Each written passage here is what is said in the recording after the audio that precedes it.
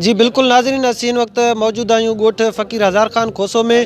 हिते जेकी आहे अॼु हुरन जो रूहानी पेशवा आला हज़रत साईं पीर साईं पागारो जंहिंजो आमद हिते मुतवक़ आहे, उन हवाले सां ॻोठ में तयारियूं जेकी आहे मुकमिल कयूं वियूं आहिनि। हीअ जेके मुंहिंजे पोयां ॾिसी रहिया आहियो त हीअ जेको आहे थलो मुबारक तयारु कयो वियो आहे ऐं उनजे परे पासे जेकी आहे मुरीदनि जो हिकु वॾो अंग मौजूदु आहे, जिते जेकी आहे औरतूं, मासूम ॿारड़ा, मर्द, पोड़ा पखा सभु मौजूदु आहिनि ऐं पीर साईं जे ज़ियारत जे लाइ उहे इंतिहाई जेकी आहे पुरजोश नज़र अची रहिया आहिनि।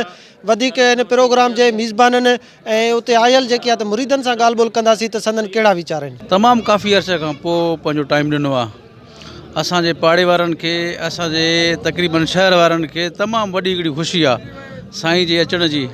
अल्हम्दुलिल्लाह असां स्टेज बि तयारु करायो आहे साईं जे लाइ, जीअं मुरीदनि खे दीदार कराए ऐं अवाम खे दीदार कराए ऐं जेके उज़र ख़वायूं कुझु रहियल आहिनि उहे उज़र ख़वायूं बि कंदो।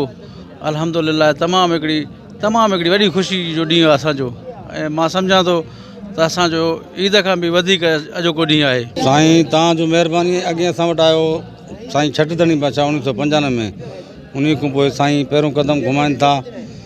इंशाअल्लाह ताला असांखे एॾी ख़ुशी आहे, पंहिंजो ईद खां बि घणो ख़ुशी आहे। ओड़ो पाड़ो जमायत ज़ियारत कंदो ऐं जेको आहे त पंहिंजो मुल्क ख़ुशहाल थींदो। असांजो ॾाढी ख़ुशी में ख़ुशी जा लहरनि, असां भलीकार चऊं था पीर साईं खे पंहिंजे ॻोठ अचनि। साईं ॾाढी ख़ुशी असांखे थियो आहे मुर्शिद जे दीदार जे लाइ। अॼु टियों ॾींहुं आहे, ख़ल्क़ अचे थो वञे थो, इहे जॻह ठहनि था, साईं जा स्टेटां सींगारियासीं, तमामु उन जे लाइ असांखे दीदार जो ख़्वाहिश आहे।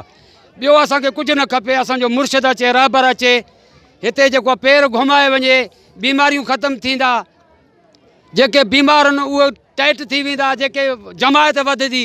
अलाह जे महिरबानी सां हेॾी सारी जमायत आयो आहे, इहे बि अहसान रब जा मञूं था, लख शुक्राना मञूं था। महबूब अचे थो, दीदार कराए थो, असांजे लाइ ड्रवा औरतूं आया आहिनि, ज़ैफ़ान आया आहिनि, ॿार बच्चा आया आहिनि। असांखे बि का शइ न खपे, मुर्शिद जो दीदार खपे। असां उन जे मुर्शिद जे दीदार जे लाइ सिकूं था, तड़पूं था, ॾाढी उनजी मोहबत आहे। जी बिल्कुलु नाज़रीन, फ़कीर हज़ार ख़ान खोसो ॻोठ में आयल मुख़्तलिफ़ इलाइक़नि खां आयल हुर मुजाहिदनि ऐं मुरीदनि जूं ॻाल्हियूं ॿुधियूं।